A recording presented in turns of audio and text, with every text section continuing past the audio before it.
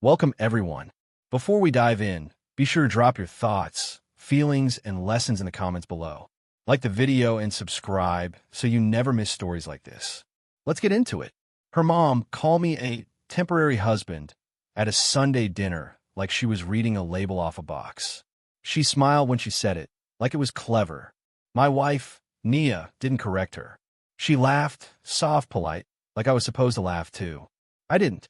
I set my fork down, dabbed my mouth, and looked around that dining room in Glen Burnie, just outside Baltimore, with the family photos and the crystal bowl of mints nobody ever ate.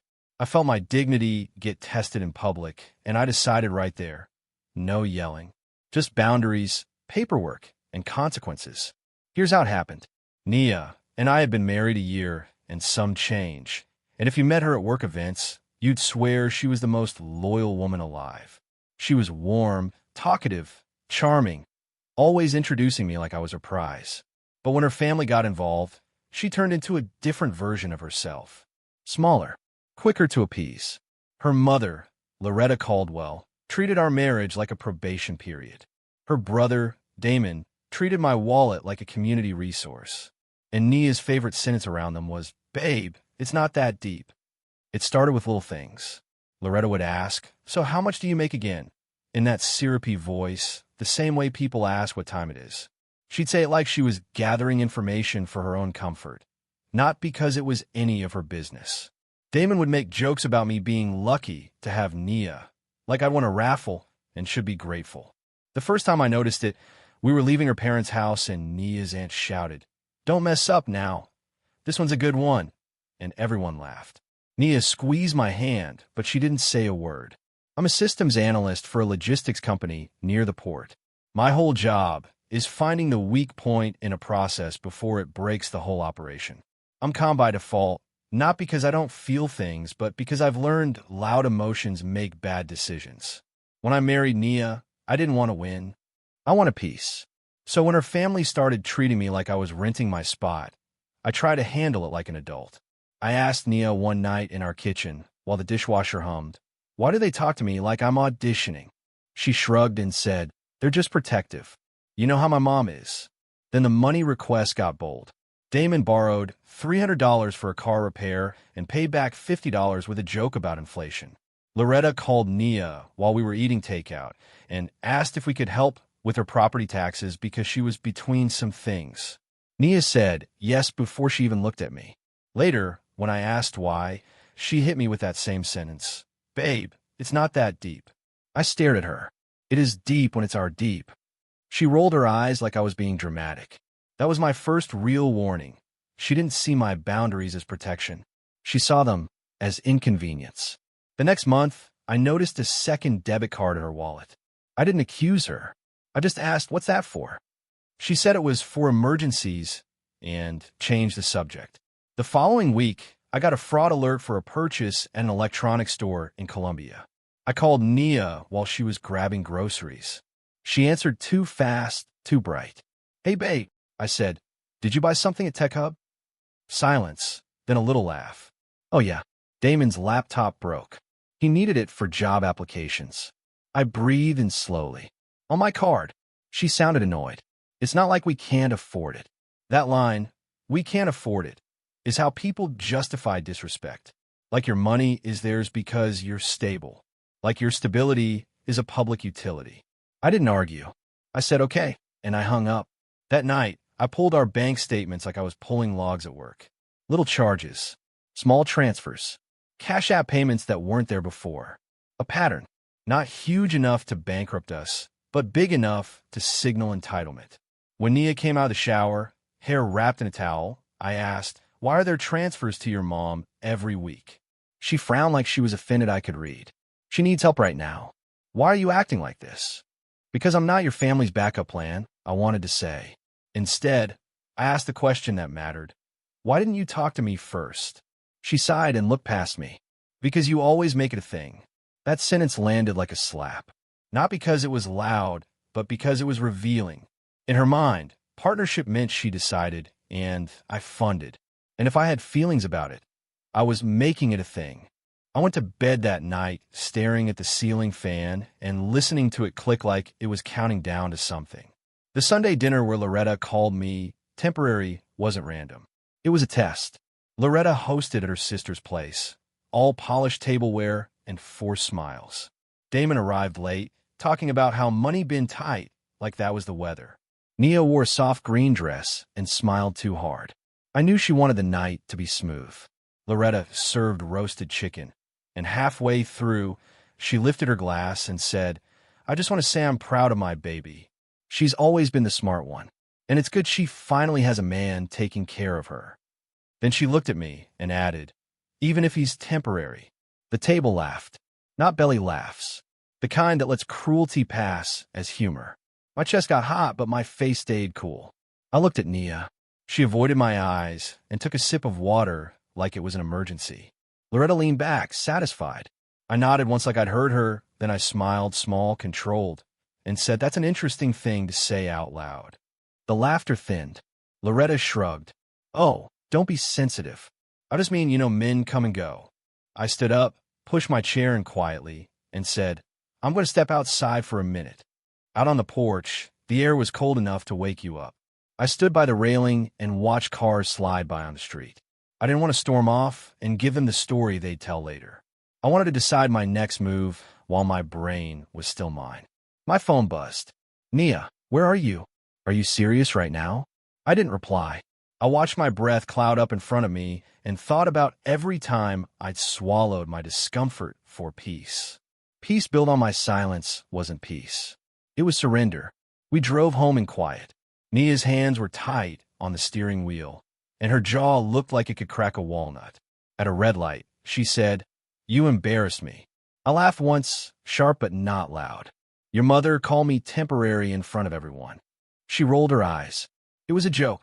I stared ahead. "If it's a joke, why didn't you correct it?" She didn't answer. She just pressed the gas when the light turned green like speed could change the truth. Back at the apartment, she threw her purse on the counter and said, "I can't believe you're making this a big deal." That night, I sat at the dining table with my laptop open, not to spy, but to protect myself. I made a list.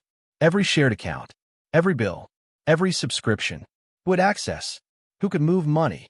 The thing about being temporary is people treat you like you have no right to boundaries. So I built boundaries they couldn't argue with.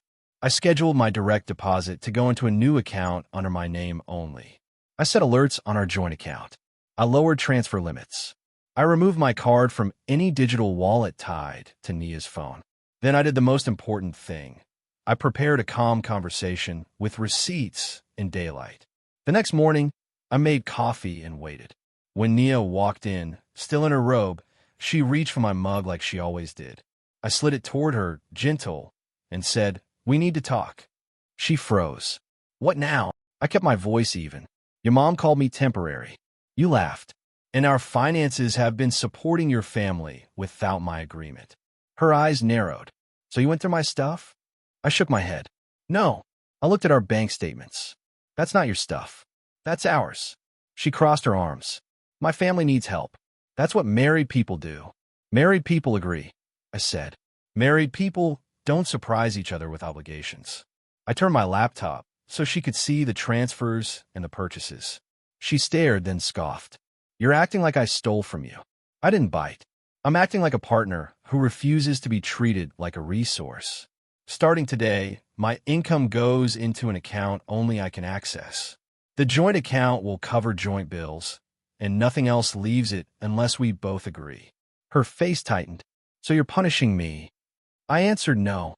"I'm setting a boundary." She stormed into the bedroom and came back with her phone in her hand like it was a weapon. "I'm calling my mom." I nodded. "Call her." Nia put Loretta on speaker, and Loretta answered like she'd been waiting. "Baby."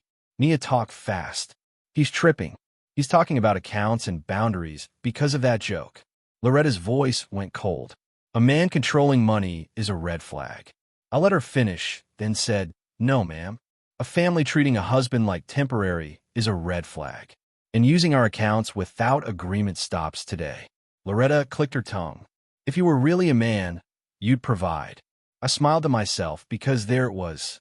Not love, not respect, A test of obedience. I said calmly, provide for my household, yes. Fund entitlement, no. Loretta started talking louder, but volume doesn't become truth just because you add it. Nia looked at me like she was seeing a stranger. I can't believe you're doing this, she whispered. I looked at her, steady. I can't believe you let them do it. That's when she said something that told me exactly where I stood. Maybe my mom is right. Maybe you are temporary. I didn't argue. I didn't raise my voice. I stood up, walked to the closet, and pulled out the small suitcase we use for weekend trips. Nia's eyes widened. What are you doing? I said. If I'm temporary, then I don't invest permanent money into people who don't respect me. I packed slowly, work clothes, toiletries, the watch my father gave me, my laptop. Nia followed me around the room, talking in circles. You're overreacting. You're being petty. You're going to regret this. I didn't rush. Rushing would mean emotion was driving. I left a note on the table with 2 lines. Joint bills are covered. Anything else requires agreement. Respect isn't optional. I stayed with my friend Malik in Ellicott City for a week. Malik didn't ask me to relive every detail. He just handed me a key and said, "You can be quiet here." On day 2, Nia called and started with anger, then switched to sweetness. "Babe, come home." My mom didn't mean it. I asked, "Did she apologize?" Silence. "She's my mom," I said, "and I'm your husband." The next call was from Damon. He didn't even say hello. "Bro, you really cut Nia off?" She said the account declined at the gas station. I let that hang. That's between me and my wife. He laughed. "Man, you're tripping. We family. Family. The word people use when they want benefits without boundaries." On Friday, Loretta texted me directly. "Real men don't run." I didn't respond. I don't debate with someone committed to misunderstanding. Instead, I did something quiet that would speak for me. I removed myself from the lease renewal Nia had been pushing. I emailed our landlord with a simple request to separate responsibilities if we continued.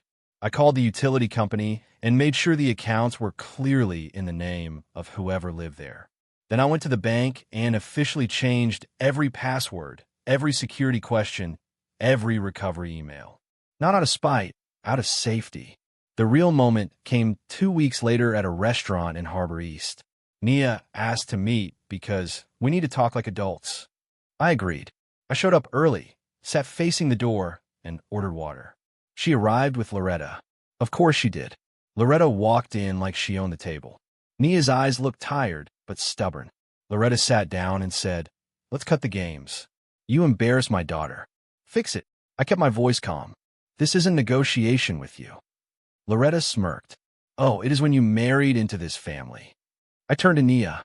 "Do you want to be married? Or do you want to be managed by your mother?" Nia blinked hard. Loretta jumped in. "Don't speak to her like that." I ignored Loretta and kept my gaze on my wife. Nia whispered, "I just want things back to normal." I nodded.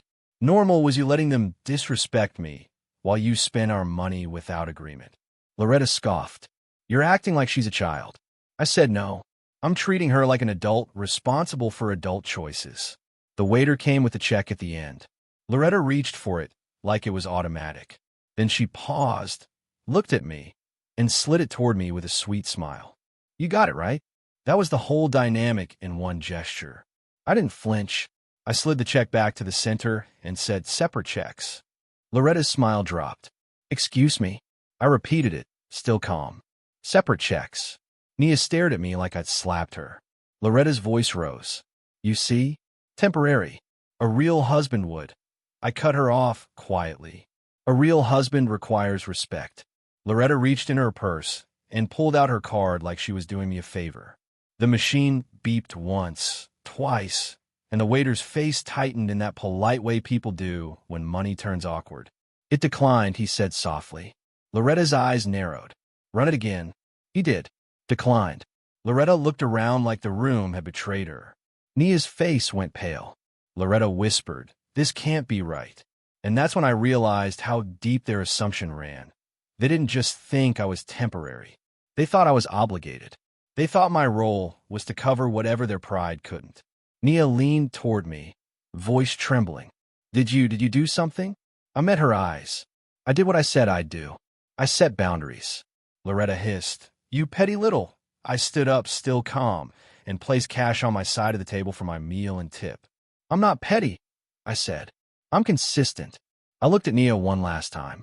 If you want a marriage, we can rebuild it. With counseling, clear financial rules, and respect. If you want your mom's approval more than our partnership, then you don't need me. You need her.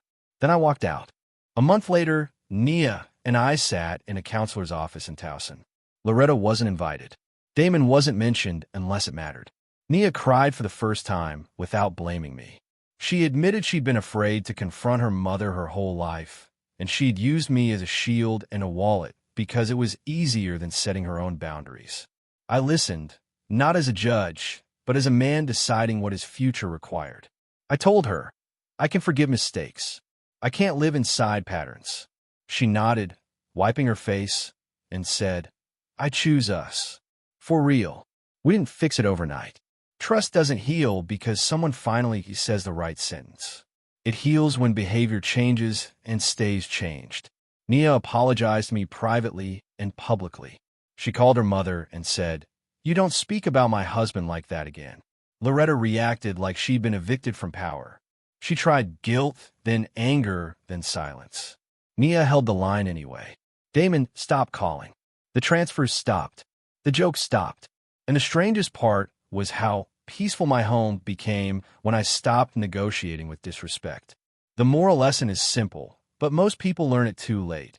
Respect is the real foundation of marriage, not money, not appearances, not keeping the peace. If someone can call you temporary, they'll treat your sacrifices as temporary too, something they can use until it runs out. Boundaries aren't cruelty, they're clarity. And when you set them calmly and consistently, you don't just protect your accounts.